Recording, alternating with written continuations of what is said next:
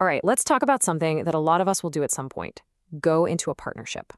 It sounds simple enough, right? You and a buddy making a go of it. But what if I told you that hidden inside that simple agreement are legal risks that could literally change your life? Let's dive in. So let me just ask you this right off the bat. If your business partner makes a colossal mistake, are you on the hook for it, even if you had no idea it was happening? Well, the answer is probably not what you think, and it's exactly what we're going to unpack today. To really get this, let's start with a story. Picture a law firm. It's a partnership.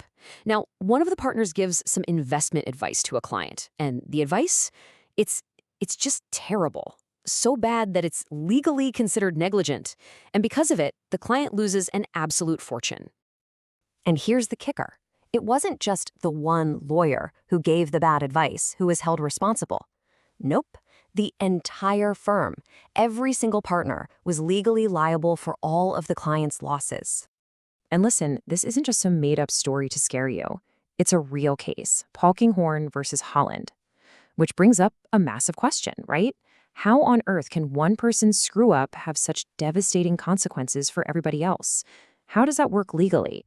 Okay, to understand that, we need to get on the same page about what a partnership actually is in the eyes of the law, because it's a lot more than just a handshake and a business plan. It has a very specific legal meaning.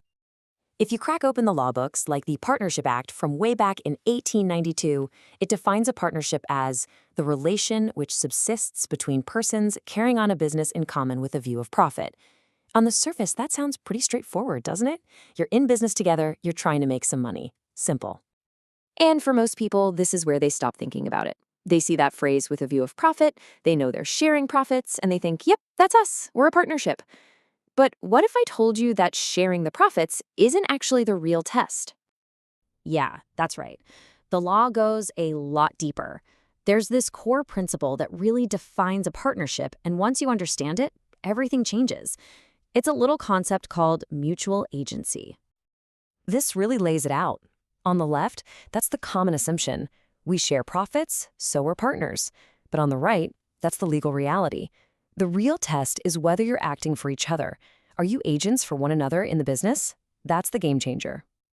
This idea of mutual agency was cemented in this landmark case from 1860, Cox versus Hickman. It basically established that sharing profits is just, a piece of evidence. It's not the defining factor.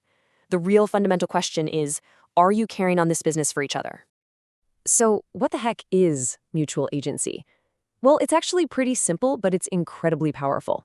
It means that every single partner is an agent, like a representative for the entire firm. And even crazier, every partner is an agent for every other partner. This means one person's actions can legally tie up everyone else, just as if they'd done it themselves.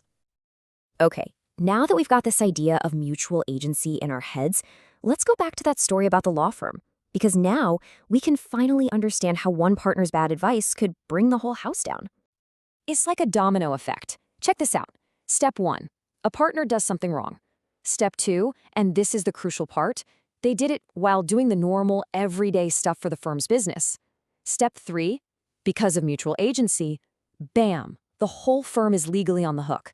And from there, step 4, that liability flows right down to every single partner personally.